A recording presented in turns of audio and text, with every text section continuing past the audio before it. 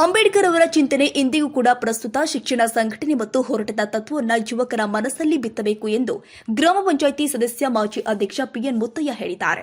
ಭಾನುವಾರ ಸಮೀಪದ ನೆಲಗೇತನಹಳ್ಳಿ ಗ್ರಾಮದ ಎಕೆ ಕಾಲೋನಿಯಲ್ಲಿ ಕರ್ನಾಟಕ ದಲಿತ ಸಂಘರ್ಷ ಸಮಿತಿ ಹಾಗೂ ಜೈ ಭೀಮ್ ಗೆಳೆಯರ ಬಳಗದ ವತಿಯಿಂದ ಡಾ ಬಿಆರ್ ಅಂಬೇಡ್ಕರ್ ಅವರ 133ನೇ ಜಯಂತಿಯಲ್ಲಿ ಪಾಲ್ಗೊಂಡು ಬಾಬಾ ಸಾಹೇಬ್ ಅಂಬೇಡ್ಕರ್ ಅವರ ಭಾವಚಿತ್ರಕ್ಕೆ ಪುಷ್ಪಾರ್ಚನೆ ಹಾಗೂ ವಿಶೇಷ ಪೂಜೆ ಸಲ್ಲಿಸಿ ಮಾತನಾಡಿದರು.